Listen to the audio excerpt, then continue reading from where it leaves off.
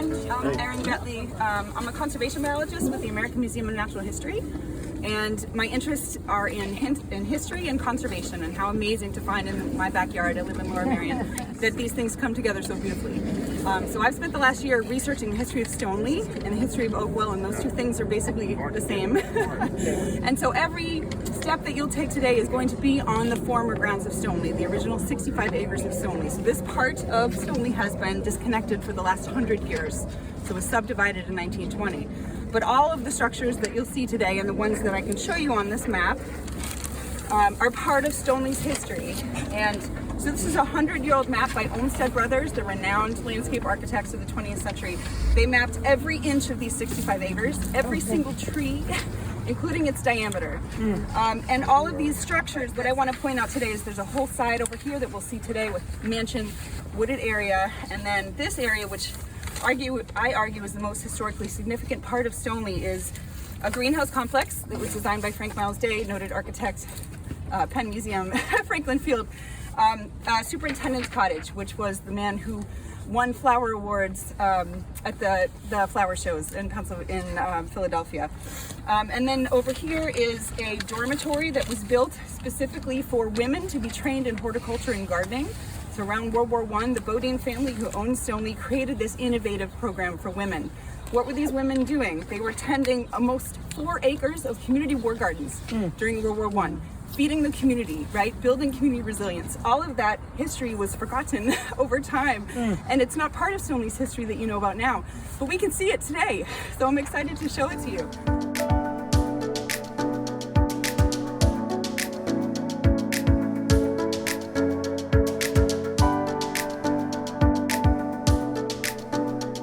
This is the woodland, but I just want to say that the history of this wooded part of Stoneleigh goes way back to the earliest atlases. It has been wooded since the first atlases.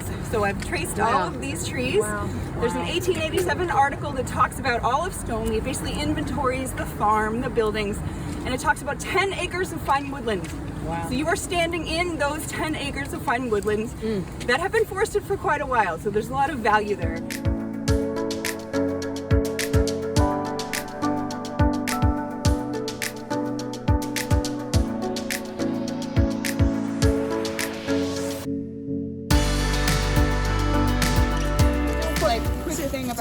As you mentioned, so this was built in 1920. It was William Bodine built this house after returning from his distinguished service in World War I. So he was a veteran who was distinguished with the Purple Heart, with the Silver Star, with the Croix de Guerre. I mean, this man served his country well. And then this part of Stoneleigh was carved off for him and his young family, his 2 young sons and his wife. And so they built this mansion. It was built by William Wayne. And what I want to say is there's also the servants. Who did the work in these places? That's something that interests me a lot. And so if you look at the history and the census data, you can get a sense for their stories too, which I think are often not told, but are very valuable. So for example, I've traced immigrants from Ireland, from Poland, from Scotland, from England, all of these people working here behind the scenes, living in the servant wing, which is above the garage. The traces of their presence are here in call boxes, and you know the infrastructure that was built at this time for this type of living.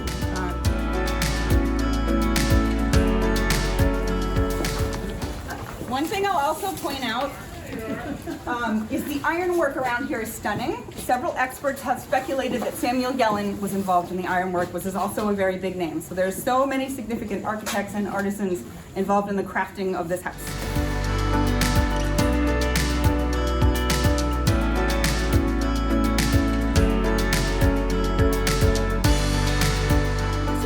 As Erin mentioned, the young women who came to study under Mrs. Bodine's horticulture program, they lived in a property which was built as a dorm for them, which they called Squirrel Inn, and it's still called Squirrel Inn, which is kind of cute.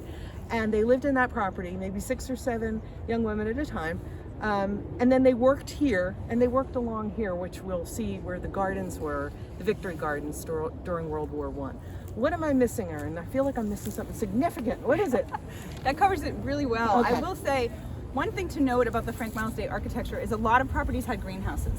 What the Bodines wanted to do is make theirs beautiful. And so they brought in Frank Miles Day to make it beautiful. And it is stunningly beautiful, every aspect, the care that was taken, and highly functional. So in 1903, there was a 5-page spread in House and Garden magazine about this structure and about the thoughtfulness in the design, how it actually worked. It was a coal-fired furnace on the bottom that was heating water that was piped through all of the infrastructure. That basement still has shovels and remnants of coal and pipes. And so you think about how food was produced. So initially, this was created to win awards at the flower show, right? So the Bodine family was very interested in this. Samuel Bodine, who owned this property, was president of the Pennsylvania Historical Society for at least 1 year. And so they were very interested in horticulture and grew a wide variety of plants that we know from the historical record what they were growing. World War I dawned, and the entire purpose of this part of the property shifted, right, to supporting the community resilience. How are we going to feed our community during this time? The Bodine family was, sending its sons off to fight in the battle, and they were here in Villanova training women. At this time, women couldn't vote, right? So they were being trained here to pursue careers in gardening and horticulture. And so, we're doing active research to figure out who was involved with this. We know the Pennsylvania School of Horticulture for Women was involved. That's now Temple University, Ambler. We know that the Women's Educational and Industrial Union in Boston was involved in staffing the women who came here. And we suspect the Women's Land Army was also involved. So it's really interesting to uncover this history of our community. And Samuel Bodine was actually involved with the committee for the Community War Gardens work in Lower Merion. So there were 400 acres of community war gardens from Merion to Villanova. This was part of a deal that the newspapers give us this information. The community was banding together to figure out how are we going to feed ourselves, and doing that community organizing is a really inspirational thing to think about. And we don't really think a lot about that, right? And I think most of those 400 acres are probably developed, but at least 4 of those acres are right here behind us. Right. They've been hiding for 100 years. Who knows about the Red Rose Girls? A few people? Okay, great. There is an amazing intersection between the history of Stoneleigh and these innovative artists in Philadelphia who were creating their own path in terms of how a woman might be independent and do her work and do it together with other fellow artists. And so Violet Oakley, who is a name many people might know, she painted the murals at the Pennsylvania State House.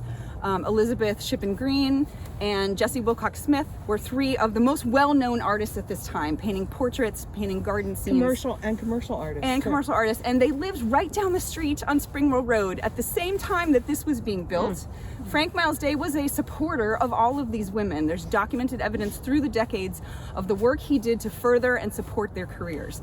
And a lot of the pictures that they drew basically were these same scenes that you would have seen here. So one could speculate that there might have been some connection between the neighbors, these women artists right down the street, and what was happening at Stoneleigh while this was being built by Frank Miles Day. And of course, it's interesting to think about how all these things were happening at the same time, the links with Philadelphia and Lower Merion. And his house when they moved to... So he built their house in Mount Airy. It's called Cogsley. It was named through basically the first letter of each of their last names, Cogsley. And so these women, were defying gender norms of the time, right? They were all living together. They were joined by a 4th woman who supported their life, and that allowed them to be immensely successful in this time, and to give us all these beautiful art that we still enjoy today. So yeah, that's neat. So I think we'll peek at the community war gardens. They've been there. Stoneleigh didn't know this. I've shared this information in Stoneleigh and said, do you realize you have 3 acres of intact community war gardens that have been sitting there? And you can see the reason why when I first came here a year ago, I wanted to know so much about it was because I saw all these things and the shape of the land and it didn't make sense to me, right? But if you look at it as a garden, it makes sense. It makes sense it was producing food. It's flat. Half of it has been planted with Christmas trees. So when Otto Haas and Phoebe Haas built the property, they wanted to build plant some Christmas trees to have for their family. Those Christmas trees are now 80 years old and they're half of what was the community garden. But we'll walk along this fence and we'll just point out where these acres were and where these women were doing their work. So you're looking at what was a community war garden for at least 5 years when we're looking at the historical record. So it extended from here all the way to, there's a road that curves around the back. You can see it on the map. This entire extent here on the map is gardens, and the historical record confirms that it was Victory Gardens. And so you see this expanse sure does look like it could have been producing food. A lot. Exactly. Yeah. And you see there's a berm coming down from what was the greenhouse complex. And you can see, these are the pictures Jamie was talking about. This is awful, but you can kind of get a sense for how the beautiful kind of garden brick area extended on 3 sides. It was open on this side, so there was continuity between the greenhouses and all of this food-producing land here.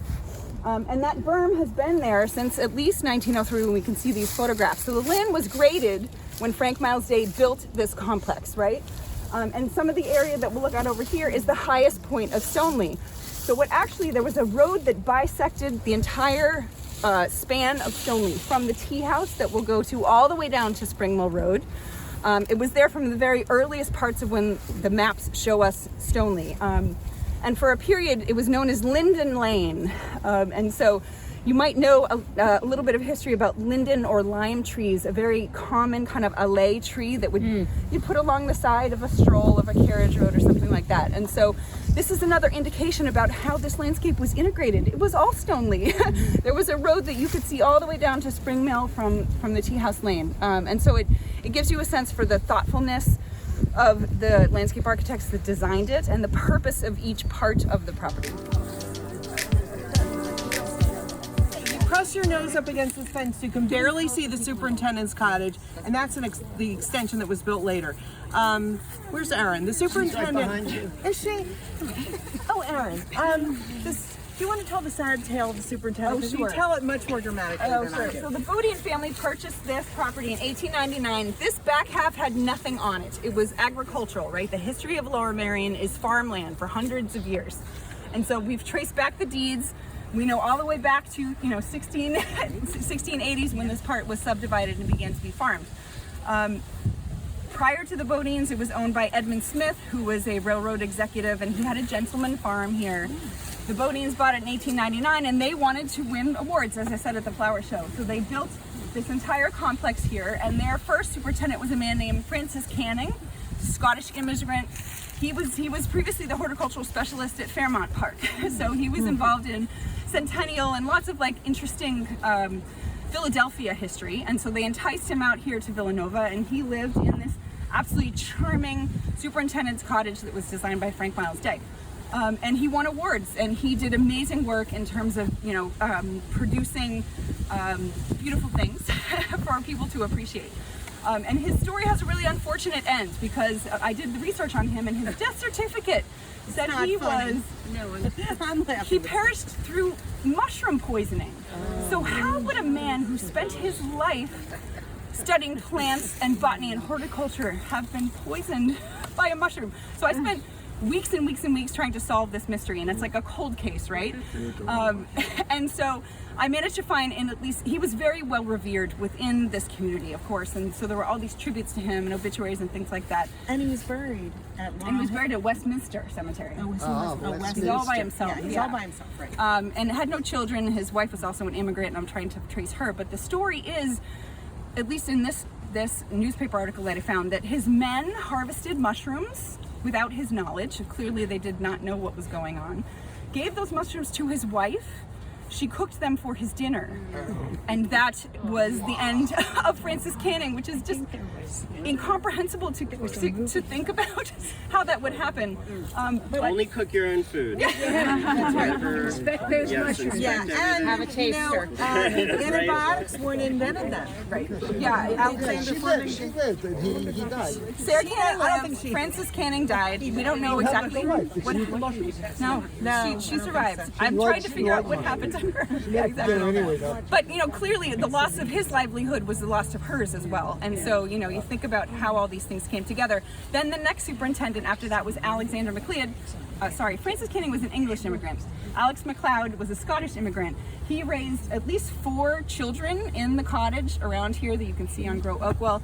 2 of them were fought in World War II and were distinguished veterans as well. But he was responsible for this training program. He and Eleanor Bodine got together and realized that this is something they needed to do. They designed the program. They ran it for several years, and basically we're part of this history of Lower Merion that we don't really, it's been forgotten a little bit, so it needs to kind of come back. So thinking about the stories of the immigrants doing the work, what was happening at that time in history, how all this landscape tells that story when you actually look at the historical record.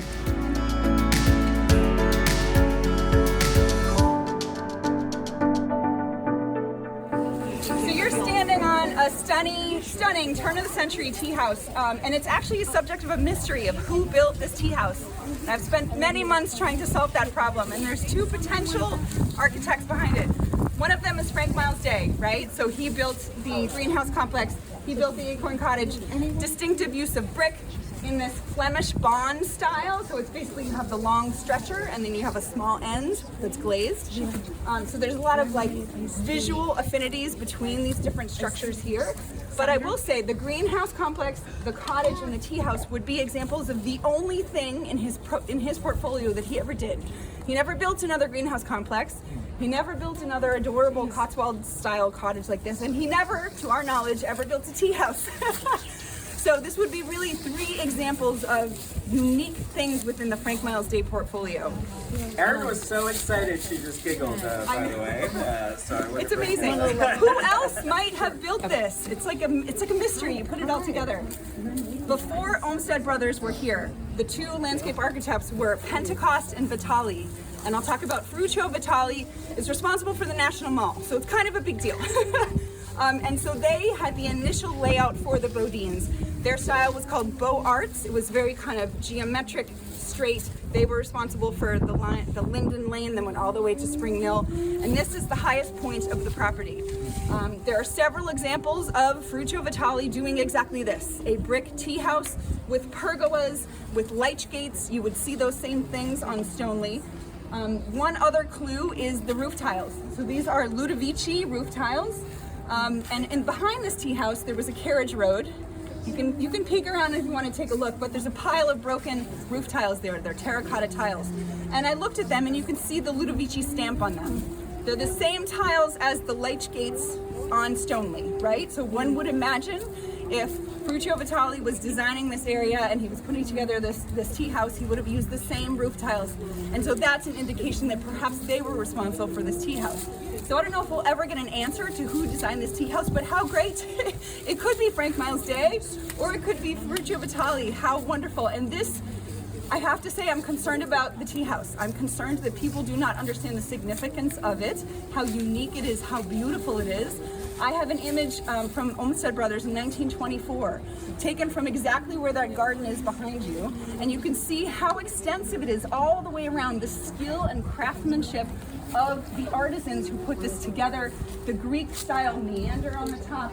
I'll mention the ironwork of the lights under here have a dragonfly motif. You'll see that same dragonfly in the mansion.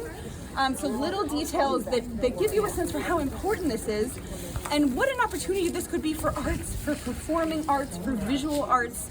Our students have put together an amazing proposal for what they see could happen here, right? So this could be an access road to a parking lot, or we could keep it and use it for something wonderful to benefit our community. So I invite you to walk around every part of this. You can see the cottage from here. If you want to sneak around the back, I will take some of you to see the pile of broken tiles behind it, because it's really interesting.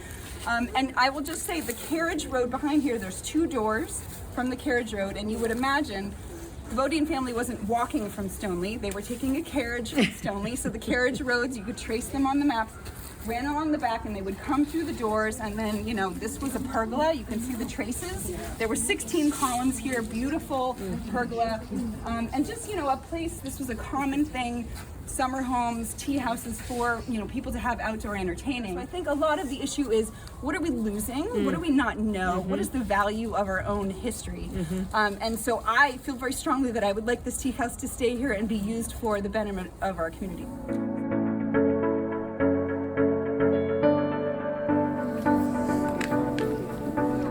This is a perfect example of a place that has been stewarded over generations, and the value of it goes beyond, right, just one aspect of it. It's the intact landscape and the stories that it tells us about our own history and the stories about our own community and the voices of the people who made decisions to steward the land and the people who worked behind the scenes, caring for people, caring for plants, caring for gardens, feeding communities. All of those things are all encapsulated here. And think about ways we can re-envision this property for benefit for all of us, for the broader community, and you know, what opportunities there might be here that someone can bring to the table when they come in and they understand the significance of it and share with us their ideas.